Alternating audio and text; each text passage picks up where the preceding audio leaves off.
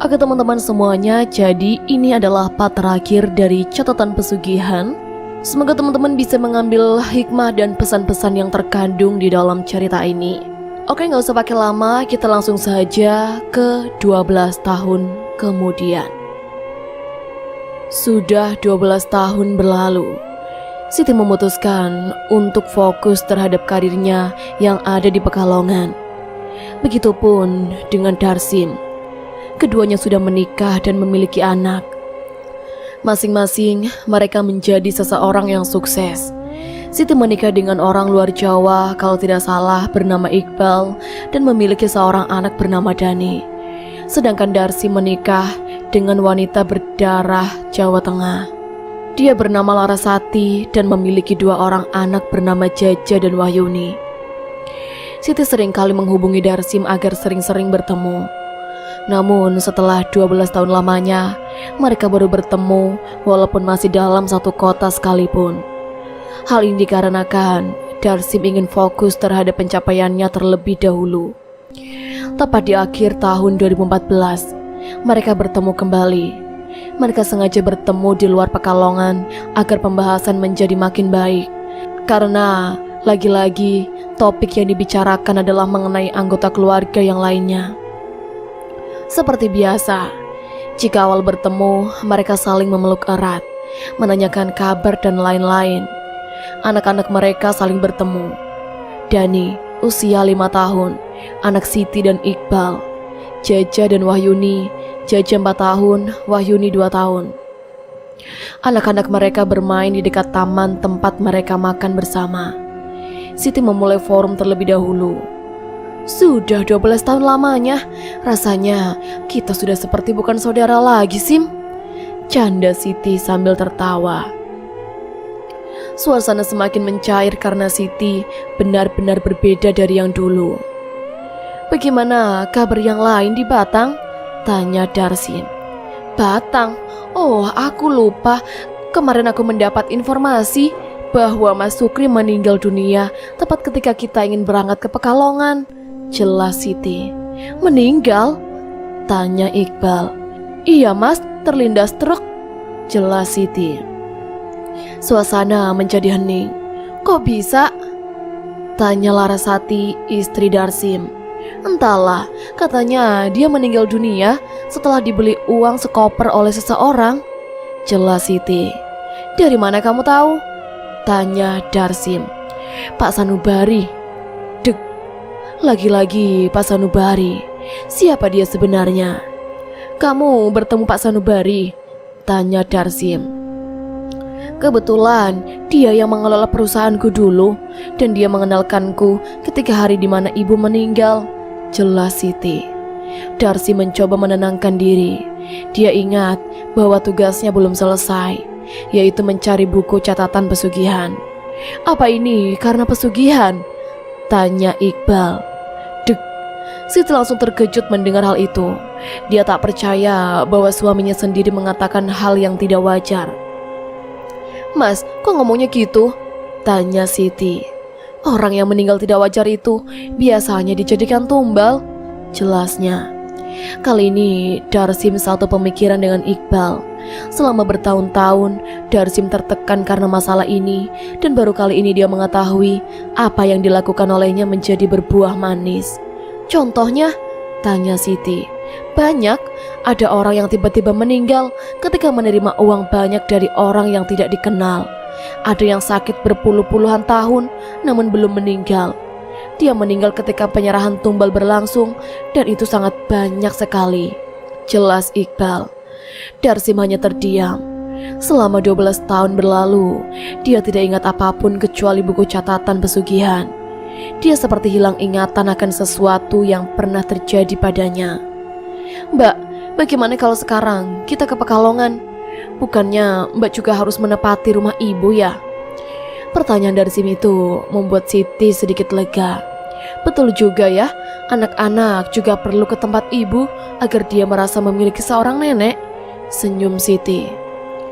Jadi kapan kita berangkat? Tanya Darsim. Malam ini, jawab Siti dan Larasati dengan kompak. Mereka berdua pun tertawa. Mereka tidak tahu apa yang terjadi 12 tahun sebelumnya. Flashback ketika kematian Sukri. "Mas, Sukri benar-benar meninggal?" tanya Safari. "Kita tidak ada pilihan lain, kita jadikan Sukri sebagai tumbal selanjutnya," ucap Sugeng. "Mas, aku takut kita ditangkap." Soleha mulai panik dengan keadaan sekitar. Sugeng mengelus kepalanya. "Seharusnya kamu yang lebih dewasa dari aku, Mbak. Aku kan adikmu. Aku beritahu, semuanya tidak akan ada yang tahu dengan kematian Sukri. Aku sudah meminta Nyi Ratu untuk menghilangkan kedekatannya pada Sukri." Safari dan Soleha saling menatap. Keduanya tidak mengerti apa arti dari kedekatan tersebut. "Mas, apa maksudnya?" tanya Safari. "Aku telah menghilangkan pikiran warga mengenai hubungan diriku dan juga Sukri. Ini semua berkat Nyi Ratu. Aku telah melakukan transaksi baru dengannya." Soleha dan Safari mulai penasaran, apa bentuk baru dari transaksi itu. "Aku akan membunuh Darsim dan juga Siti di 12 tahun mendatang," jelas Sugeng. "Mas, ini keterlaluan. Kau sendiri yang bilang kan, setelah ibu tidak ada lagi anggota keluarga kita yang dijadikan tumbal." Sugeng menatap tajam Soleha. "Ini perintah. Semua tidak ada yang gratis. Jika kita terpaksa membunuh orang terdekat, maka kita harus menghabiskan 2 atau 3 lagi orang terdekat," jelas Sugeng. Safari menjatuhkan diri. Seharusnya dia tidak berada di lingkaran ini. "Bangunlah, kalian semua akan aman. Kematian Sukri bukanlah karena Nyi Ratu sudah membantu kita. Tidak ada orang yang tahu akan penyebab kematian Sukri," jelas Sugeng. Soleha membangunkan tubuh Safari. "Mas, apa perjanjian itu bisa dibatalkan?" ucap Safari. "Bisa. Yang penting si korban harus keluar dari Pulau Jawa. Itu perintah dari Nyi Ratu jika ingin selamat," jelas Sugeng. Safari tidak ingin Siti menjadi korban kekacauan pesugihan ini. Dia mengatakan bahwa semua bermula karena keegoisan dan keserakahan Sugeng. Mereka bersiap-siap untuk menuju Batang. "Dani, ayo kita ke rumah nenek," jelas Siti. Dani langsung berlari. Dia senang sekali dan ingin bertemu dengan neneknya. "Nenek, cantik gak, Mah?" tanya Dani. "Cantik kok, mirip Mama. Iya kan, Pah?" tanya Siti kepada Iqbal. "Bohong, lebih cantik kan nenek." "Papa." Siti pun mengejar-ngejar Iqbal. Darsim bahagia melihat kakaknya juga bahagia. Mereka pun berangkat menuju ke arah Batang. Semula mereka berada di dalam Jawa. Sekarang sudah masuk ke kampung halaman. Selama dalam perjalanan, mereka selalu mengatakan hal-hal yang baik. Tidak ada keanehan dan kejanggalan yang terjadi di antara anak-anak mereka. Namun ketika mereka sudah mencapai Batang dan desa tempat neneknya berada, Dani dengan mata telanjang melihat banyak mayat-mayat berdiri dengan berbagai macam luka. "Mah, kok banyak setan di sini?" tanya Dani. Siti langsung menutup mata Dani dengan terpaksa. "Kenapa, Mbak?" tanya Darsim. "Sim, kamu tahu mitos tempat ini?" tanya Siti dengan perasaan was-was. "Enggak, Mbak. Apa itu?" tanya Darsim. "Kalau anakmu melihat mayat-mayat berdiri di jalan, nanti anakmu akan mati," jelas Siti. Iqbal langsung memeluk istri dan anaknya. "Mah, udah, gak usah pikirin mitos. Itu hanya cerita dari turun-temurun yang dipercaya sampai sekarang," jelas Iqbal. "Tapi Mas, aku gak bohong. Ini asli," ucap Siti. Darsi menghentikan mobilnya. Sontak saja seluruh penumpang menjadi terkejut dan syok karena rem mendadak itu. "Kenapa, Sim?" tanya Iqbal. "Mobilnya mogok, Mas. Aku tadi melihat sosok Mbok Imas di depan sana," jelas Darsim sambil menunjuk ke arah yang dimaksud. Siti berusaha memejamkan matanya. Apakah karena mereka tumbal jadi masih bergentayangan, atau karena ada sesuatu yang ingin disampaikan oleh para penunggu sini untuk tidak memasuki area terlarang? Sin, ayo cepat beresin, jelas Iqbal. Darsim langsung membereskan mobilnya yang mogok bersama dengan Iqbal. Larasati dan kedua anaknya memandang Siti dan Dani yang masih ketakutan. Mbak, tenang, jangan panik. Justru mereka itu suka orang yang panik, jelas Larasati. Siti tersenyum. Mah, kok bau bangkai? Ucap Dani. Tanpa sengaja Siti membuka tatapan mata Dani. Bangkai apa? Tanya Siti. Dani melihat sosok wanita tua dengan wajah menyeramkan sedang berkata kepada Dani, "Jangan masuk ke tempat itu," ucap sosok itu. Dani langsung menutup matanya. Dia menangis karena melihat sesuatu di dekat jendela mobil. "Kamu lihat apa, Dek?" tanya Siti.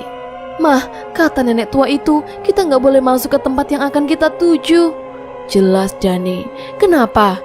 tanya Siti. "Nanti banyak yang mati," jelas Dani. Iqbal dan Darsim telah usai membereskan mobil. Mereka berdua langsung masuk ke dalam mobil dan melihat kepanikan di dalamnya. "Ada apa?" tanya Darsim. "Mas, kita kayaknya harus pulang lagi," jelas Siti. "Ada apa?" "Sosok Mbok Imas mengikuti kita," ucap Siti. Tubuh Dani tiba-tiba menjadi panas. Tidak tahu apa yang akan dilakukan oleh Siti ketika si buah hati panas mendadak. "Kalau kita pulang gak akan mungkin. Mending kita lanjut aja ke tempat ibu," ucap Darsim. Akhirnya keputusan mereka bulat. Mobil tetap melanjutkan ke tempat tujuan. Darsim menyalakan mobil. Dani masih merintih kepanasan karena suhu tubuhnya naik drastis. "Seharusnya kita tidak kesini, Mas." "Memang siapa itu Mbok Imas?" tanya Laras. "Dia adalah korban pesugihan. Masih belum jelas juga. Tapi katanya Mbok Imas masih gentayangan." "Korban pesugihan?" tanya Iqbal. "Dulu tempat ini penuh akan pesugihan. Pesugihan itu terkenal dengan catatan kematian. Siapapun namanya yang tercatat, maka dia akan meninggal sesuai dengan apa yang ditulis oleh budak tulis catatan pesugihan," jelas Darsim. Perjalanan semakin menambah buruk tatkala banyak orang-orang di sekitaran desa melempari mobil dengan kotoran sapi dan ternak lainnya. "Mas, itu apa?" tanya Siti. "Gak tahu," ucap Darsim. Mereka meneriaki Siti dan yang lainnya dengan ucapan, "Pelaku pesugihan." Laras menatap tatapan warga desa. "Tatapannya," ucap Laras. "Kenapa, Mah?" tanya Darsim. Tatapan para warga penuh dengan kebencian dan ketidaksukaan. Sepertinya mereka mengira kita adalah orang di balik kemarahan mereka, jelas Laras. Mobil terus masuk menuju ke rumah besar yang berada di sekitaran rumah-rumah sederhana pada umumnya. "Itu rumahnya?" tanya Iqbal. "Itu rumah kakakku, Sugeng," jelas Siti. "Kita akan turun. Ingat, jaga anak-anak. Prioritaskan anak-anak dahulu," jelas Darsim. Darsim memarkirkan mobil tepat di depan rumah. Dari dalam rumah, Safari menyadari kedatangan seseorang yang dikenalnya selama ini. "Kamu telah masuk ke kandang macan, Mbak. Untuk apa kalian datang kemari lagi?" jelas Safari. Setelah selesai memarkirkan mobil, Darsim dan Iqbal berjaga-jaga untuk melindungi anak-anak dan wanita dahulu. "Siti, arahkan mereka langsung ke Mas Sugeng. Intinya, aku berjaga-jaga dulu," jelas Darsim. "Iya, Mas." Siti kemudian menuju ke depan rumah dan mengetuk pintu rumah. Sebelum rumah diketuk, Safari keluar dengan wajah polos seperti biasanya. "Safari," ucap Siti. "Kenapa Mbak datang lagi?" tanya Safari. "Emang kenapa?" tanya Siti. "Mbak Soleha sakit keras," jelas Safari. Siti pun langsung meringsek masuk ke dalam, diikuti juga dengan Laras serta anak-anak lainnya. Safari melangkah menuju Darsim dan juga Iqbal yang masih berdiri di dekat mobil. "Seharusnya kamu gak bawa keluargamu ke sini. Itu sama saja dengan bunuh diri," jelas Safari. Darsim dan Iqbal hanya terdiam. Safari kembali masuk ke dalam rumah. "Itu adik kamu?" tanya Iqbal. "Iya, dia paling bungsu, jelas Darsim. Serem banget ya, ucap Iqbal. Darsim pun mengajak Iqbal masuk ke dalam rumah. Di dalam rumah, Safari telah menyiapkan minuman dan memakan makanan untuk Siti dan yang lainnya. Darsim dan Iqbal mulai ikut bergabung dan duduk di dekat masing-masing istrinya. Sudah sekian lama setelah kalian pergi, rumah ini menjadi kacau, jelas Safari. Kenapa? Tanya Siti. Sukri telah meninggal, lalu Mbak Soleha sakit, suami dan anak-anaknya meninggal dunia. Begitu juga denganku, aku hanya hidup sebatang kara, jelas Safari. Istri dan anak-anakmu? Tanya Laras. Safari menatap wajah Laras dan berucap, mati kabeh. Itu anakmu, Mbak? Tanya Safari. Iya, dia demam baru saja. Dia tidak demam, sosok di luar rumah mengikuti anak ini, ucap Safari. Siti merasakan hawa merinding yang kuat. Anak ini ingin ditarik, jelas Safari. Akhirnya setelah lama turunlah Sugeng. Itu siapa? Tanya Iqbal sambil berbisik. Dia kakakku Sugeng, jelas Darsim. Darsim masih menaruh dendam kepada Sugeng. Sedikit demi sedikit ingatannya terbuka kembali. Sugeng mendekati Safari dan membisiki sesuatu kepada Safari. Iya mas. Safari izin pamit karena harus menjaga Soleha yang masih terbaring di kasur. Sedangkan Sugeng, dia duduk menggantikan Safari. Bagaimana kabar kalian? Tanya Sugeng. Kami baik semua mas. Sugeng memperhatikan satu demi satu anak-anak kecil yang terlibat dalam perjalanan jauh Darsim dan Siti. Anakmu kenapa Ti? Tanya Sugeng. Dia ketempelan. Bo Imas yang mengganggunya, jelas Sugeng. Karena sudah larut malam, Sugeng pun mempersilahkan mereka untuk menempati kamar. Berapa hari kalian di sini? Tanya Sugeng. 2 hari mas, kita nggak mau lama-lama lagi, soalnya ada kerjaan di luar kota, jelas Siti. Sugeng mengangguk paham. Dia kembali naik ke atas kamar tempat Mbak Soleha. Keluargamu aneh sekali Sim, jelas Iqbal. Darsim tidak meladeninya. Selama di rumah Sugeng, dia harus menemukan sebuah buku catatan pesugihan. Berani-beraninya dia kemari. Apa dia ingin menjadi tumbal?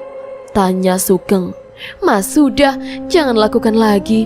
Kita tidak perlu melakukannya, ucap Safari. Sugeng terduduk di dekat Soleha. Dia sadar bahwa Soleha belum juga pulih.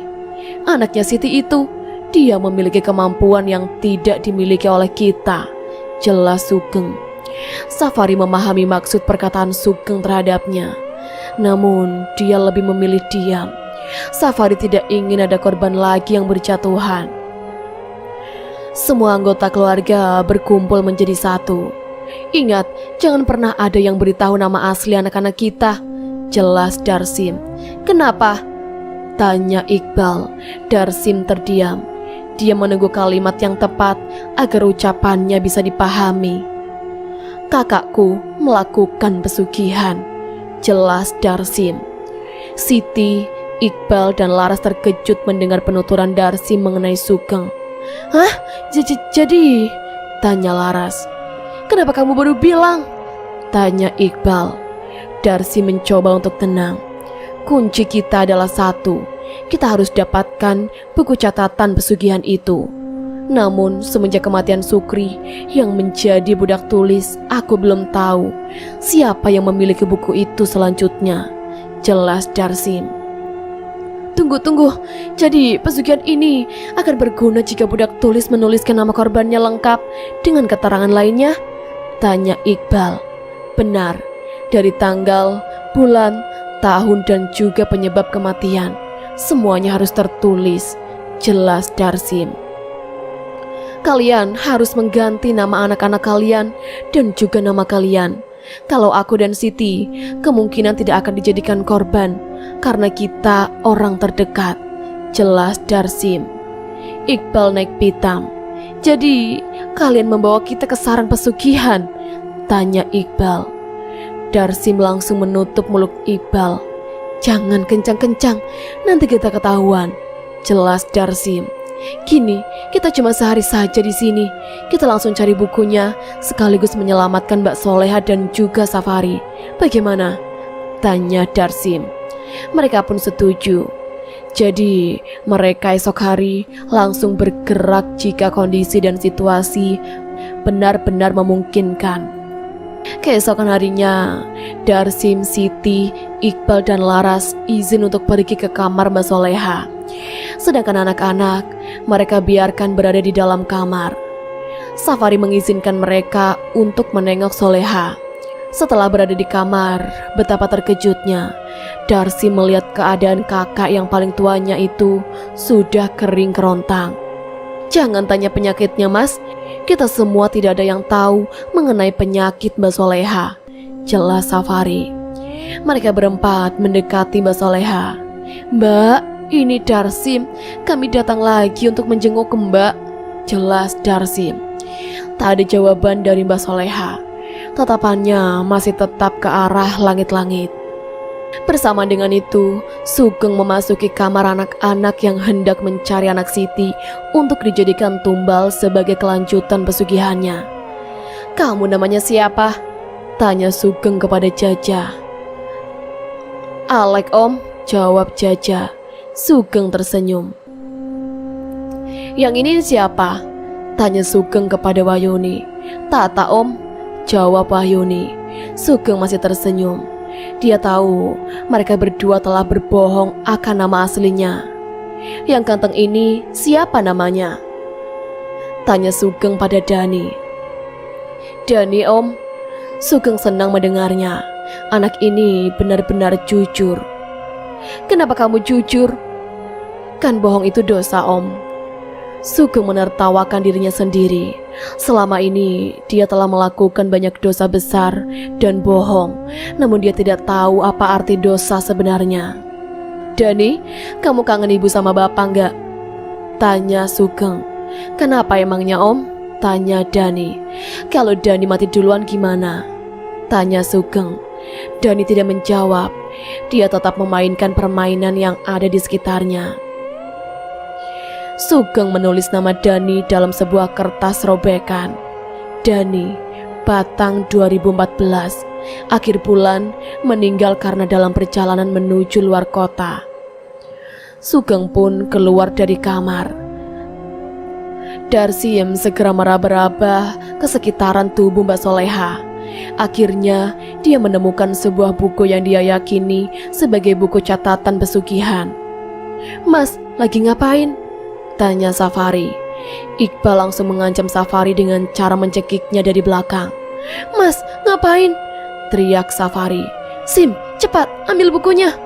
teriak Iqbal. Darsim mengambil buku itu. Namun Mbak Soleha menahannya. Dengan sekuat tenaga, Darsim mendorong tubuh Mbak Soleha hingga terjatuh.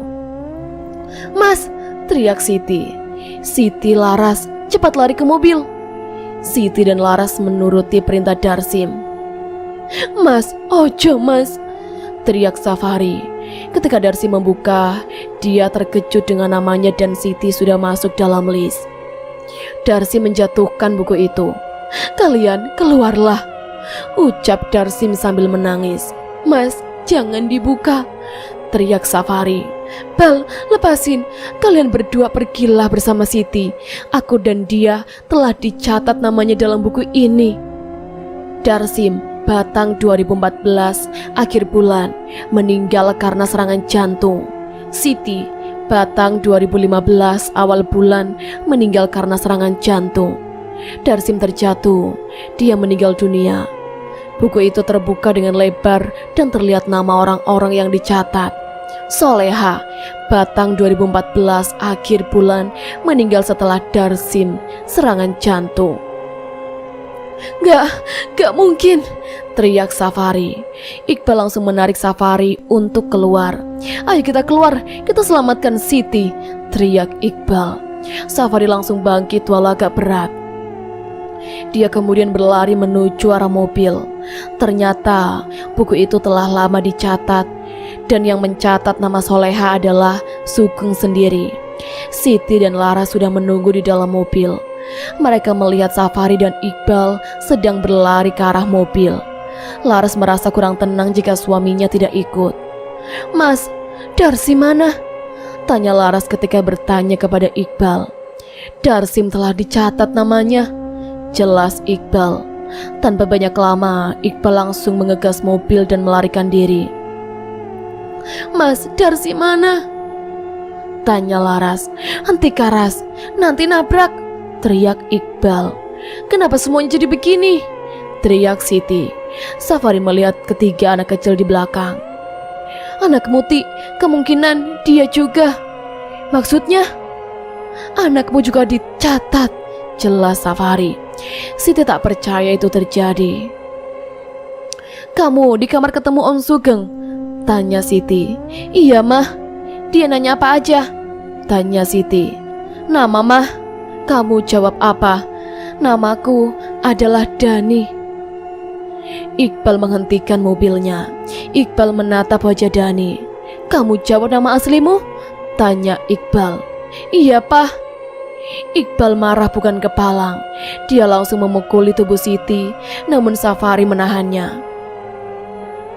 "Kita harus keluar kota dalam waktu 12 jam. Jangan sampai kita masih dalam daerah Jawa, karena itu pantangannya." "Maksudnya?" tanya Iqbal. Mas Sugeng melakukan kontrak perjanjian baru 12 tahun yang lalu. Katanya dengan keluar dari Jawa atau menuju luar Jawa, maka akan membatalkan catatan pesugihan itu sendiri, jelas Safari. Iqbal langsung mengegas mobilnya. Dia tidak tahu harus bagaimana lagi. Harapan dan keselamatan menjadi salah satu penentu dari semuanya. "Tubuh Dani semakin panas," ucap Siti. "Kita masih dalam ruang lingkup daerah yang tak bisa membatalkan pantangan," jelas Safari. Mobil terus berjalan agar segera keluar dari luar Pulau Jawa.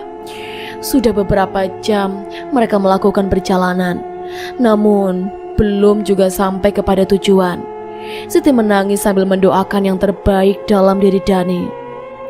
"Nak, sing kuat, sebentar lagi kamu akan selamat. Kamu anak ibu yang jujur.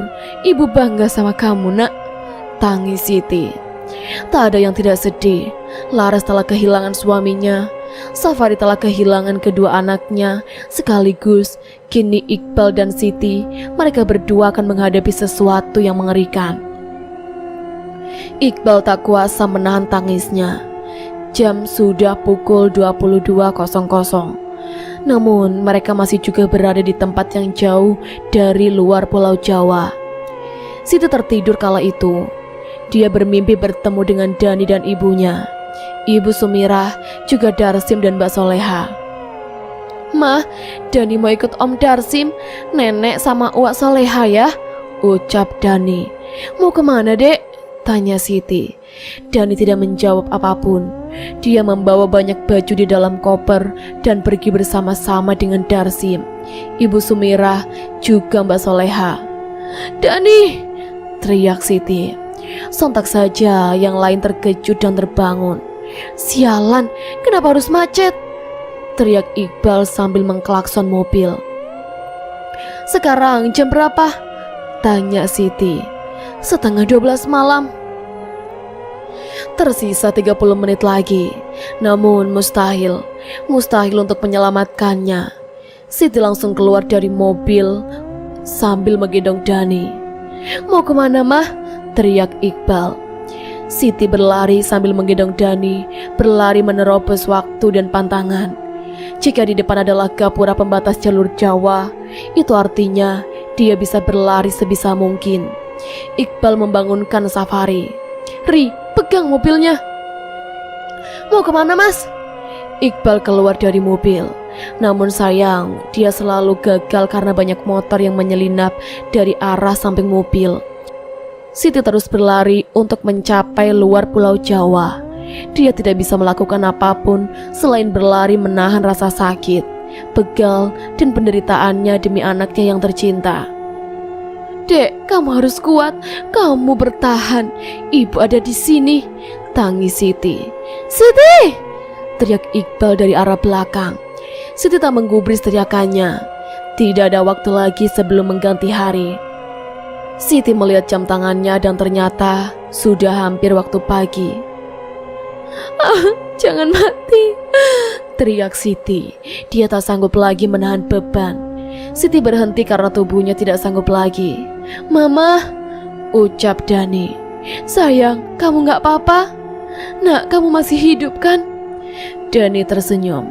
Nak, sebentar, Mama mau bawa kamu ke depan sana. Kamu yang kuat ya, pinta Siti. Gak usah, Ma. Gak usah, ucap Siti sambil meneteskan air mata. Mama jangan nangis ya. Kata Om Sugeng, kalau Dani mati, Mama gak boleh nangis. Senyum Dani. Detik demi detik waktu sudah habis. Mah, Papa jangan nangis ya, ucap Dani, tubuhnya kaku dan semakin berat.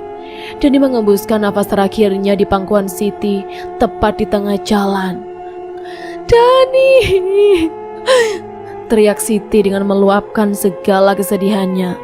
Iqbal yang melihat Siti memeluk Dani yang sudah meninggal langsung menjatuhkan diri.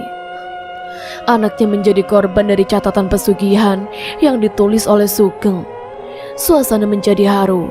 Kini yang berada dalam pelukan Siti bukanlah Dani yang jujur dan polos lagi, tapi itu adalah Dani yang telah meninggal dunia.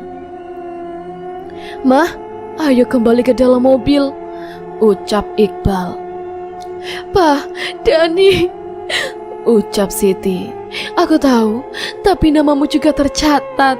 Aku gak mau kehilangan orang yang berharga dalam hidupku untuk kesekian kalinya, jelas Iqbal.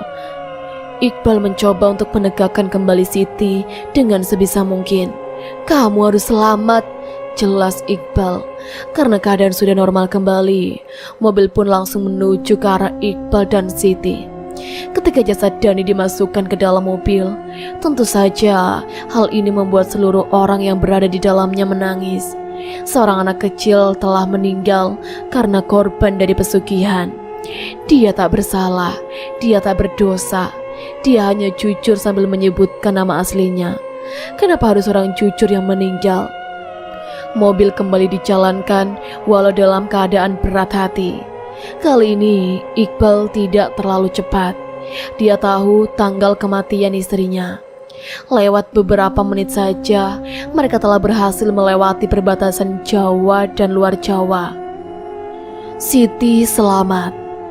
Kelanjutan dari cerita ini, tatkala mereka sampai, mereka langsung disambut oleh warga di tempat mereka yang mencari tempat. Di sana, para warga antusias untuk memandikan, mengkafani, mensolati dan memakamkan Dani si bocah jujur.